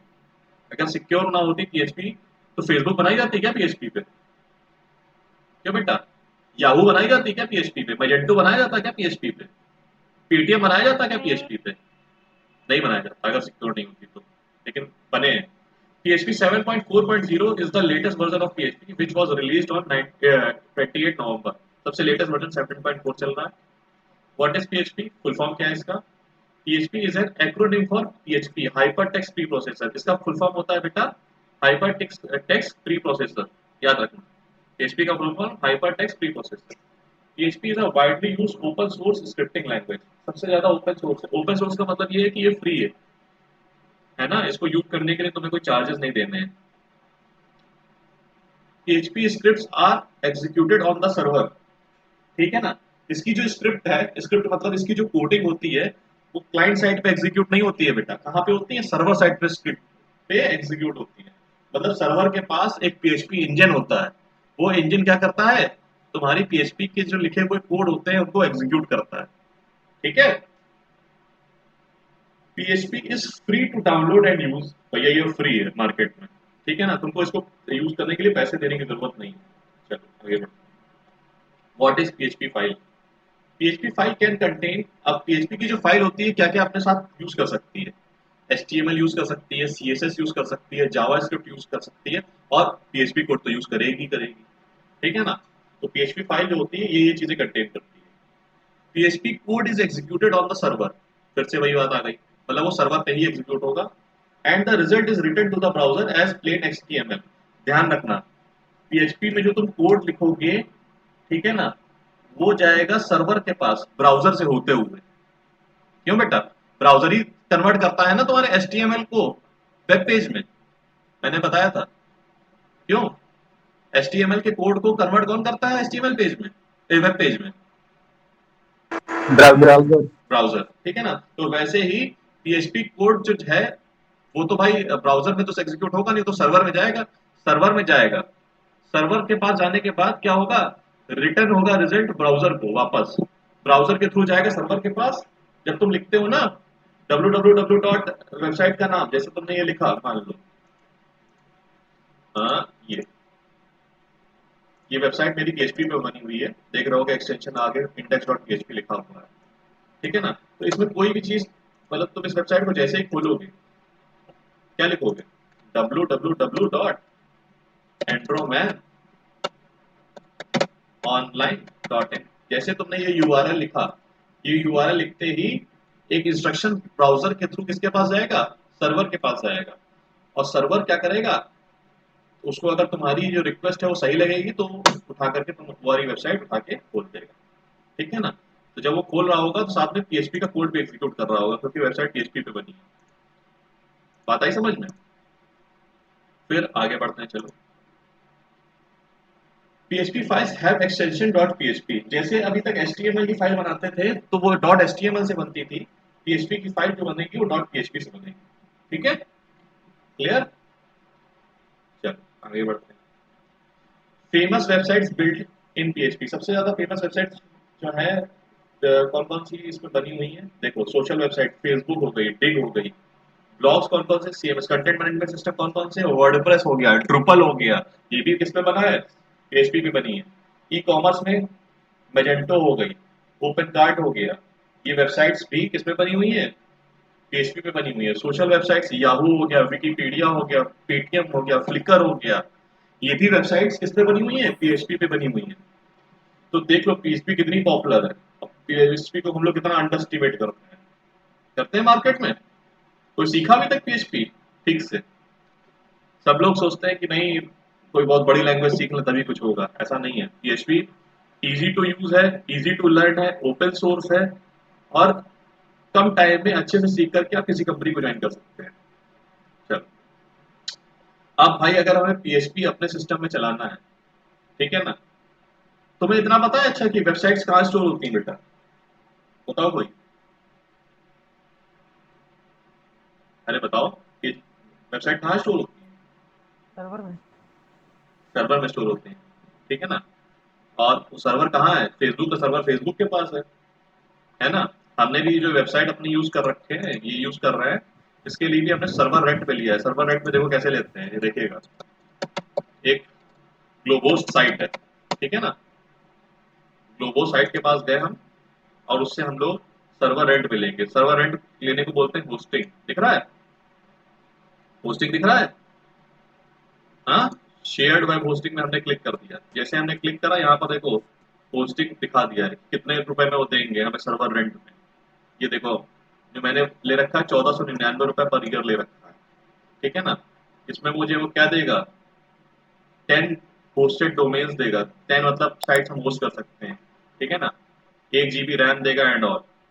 तो अगर आपको वेबसाइट अपने बना करके वर्ल्ड वाइड वेब में दिखानी है तो आपको होस्टिंग लेनी पड़ेगी। कल बताया था ना मैंने, क्यों बेटा, यस यस। वेबसाइट को स्टोर करने के लिए आपको घर चाहिए, जैसे आपको रहने के लिए घर चाहिए, तो वो घर या तो आप बनवाओ या फिर किराए पे ले लो।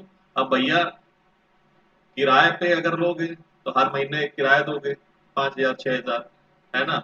और भैया बनवाना पड़ जाए तो 1 करोड़ रुपए तुम्हारे पास कहाँ है मकान बनवाने के लिए। तो हम कहते हैं भाई ऐसा है कि रेंट पे ले लो, ज्यादा ठीक है, तो हम रेंट पे ले लेते हैं, ठीक है ना। लेकिन अब स्टार्टिंग में जो वेबसाइट बन रही होगी तो हमें होस्ट करने की जरूरत तो है नहीं, हमें भाई वेबसाइट बनानी है और अपने सिस्टम में चेक करना है। तो एक लोकल सर्वर जो होता है, दो तरीके के सर्वर होते हैं ध्यान रखो, एक होता है लोकल सर्वर, एक होता है ऑनलाइन सर्वर, ठीक है ना। तो अपने कंप्यूटर में हम क्या करेंगे, एक लोकल सर्वर जब तक वेबसाइट बना रहे हैं तब तक हम एक लोकल सर्वर अपने कंप्यूटर में इंस्टॉल कर लेंगे, ठीक है ना। अब आगे चलो बढ़ते हैं, लोकल सर्वर कैसे इंस्टॉल करेंगे वो सब चीजें भी बताएंगे। तो सेट अब PHP का कोड सर्वर में ही एग्जीक्यूट होगा तो हमें सर्वर चाहिए होगा, तो इंस्टॉल अ वेब सर्वर। सबसे पहले अपने कंप्यूटर में वेब सर्वर इंस्टॉल करो। तो भैया अपाचे आता है, अपाचे इंस्टॉल कर लीजिए, ठीक है ना। जैसे जावा चलाने के लिए जावा इंस्टॉल करनी पड़ती है, वैसे PHP चलाने के लिए तुम्हें PHP इंस्टॉल करनी पड़ेगी, तो PHP भी इंस्टॉल करो। फिर तीसरी चीज क्या इंस्टॉल करनी पड़ेगी, install a database such as MySQL। तो तीन चीजें तुम्हें इंस्टॉल करनी है, एक सर्वर इंस्टॉल करोगे PHP का कोड चलाने के लिए, PHP भी इंस्टॉल करोगे क्योंकि PHP का कोड तुम्हें लिखना है, और तीसरी चीज इंस्टॉल करोगे MySQL क्योंकि तुम्हें डेटाबेस भी चाहिए, है ना। तो तीन चीजें इंस्टॉल करनी है तुम्हें अपने कंप्यूटर में। अब ये तीन चीजें या तो अलग अलग इंस्टॉल करो या फिर कुछ ऐसे सॉफ्टवेयर आते हैं ठीक है ना, जो तुम्हें एक फिजिबिलिटी देते हैं कि तीनों चीजें आप एक ही में इंस्टॉल कर लीजिए, ठीक है ना। तो इन सॉफ्टवेयर का नाम होता है वैम्प, लैम्प, मैम्प, जैम्प, ठीक है ना। ये क्या होते हैं देखिएगा, इंस्टॉल पीएचपी। तो install PHP will suggest you to install AMP. AMP मतलब अपाचे माइस्क्वेल पीएचपी। ये सॉफ्टवेयर स्टैक होता है, तीनों सॉफ्टवेयर किसी में होते हैं एएमपी के अंदर, ठीक है। It is available for all operating systems. ये जो एएमपी होता है सॉफ्टवेयर, ये सब सारे कंप्यूटर ऑपरेटिंग सिस्टम में लगभग लगभग अवेलेबल होता है। तो जैसे कि विंडोज के लिए वैम्प बनाया गया है ना। विंडोज में अगर तुम्हें अपाचे माइस्क्वेल और पीएचपी इंस्टॉल करना है तो वैम्प यूज करोगे। लिनक्स में लैम्प बनाया गया है, मैकिन्टोश में मैम्प बनाया गया है। और क्रॉस प्लेटफॉर्म, अगर आप चाहते हो कि एक ऐसा सॉफ्टवेयर मिल जाए जो लिनक्स में भी चले, विंडोज में भी चले और मैक में भी चले, तो उसको बोलते हैं जैम, ठीक है ना। तो मेरी रिकमेंडेशन है, आप लोग क्या इंस्टॉल करेंगे, जैम, ठीक है। क्या इंस्टॉल करेंगे, बोलो भाई। सैम्प। जैम इंस्टॉल करेंगे, ठीक है। जैम जैसे इंस्टॉल करोगे आपके में पीएचपी भी इंस्टॉल हो जाएगा, माइस्क्वेल भी इंस्टॉल हो जाएगा और अपाचे सर्वर भी इंस्टॉल हो जाएगा, लोकल सर्वर भी इंस्टॉल हो जाएगा। चलो अब देखते हैं कैसे इसका इंस्टॉलेशन होता है। देखिए, ये देख रहे हैं जैम, दिख रहा है, मेरे में ऑलरेडी इंस्टॉल है, ठीक है ना। तो मैं आपको खोल के दिखा देता हूँ कैसा ये दिखता है। जब ये इंस्टॉल हो जाएगा तो इसका एक आइकन यहाँ पर बन करके आ जाएगा, आप इसको यूज कर लेंगे। यूज करने के लिए देखिए ये आ गया। आप जब ये इंस्टॉल हो जाएगा तो आपको उसकी सारी सर्विसेज ओपन करनी पड़ेंगी। मैंने पहले से ही ओपन कर रखी है, मैं इधर स्टॉप कर देता हूँ,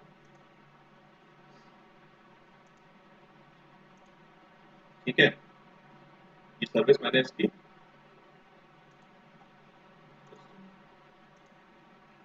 हाँ, स्टॉप करिए अपाचे की, ठीक है ना।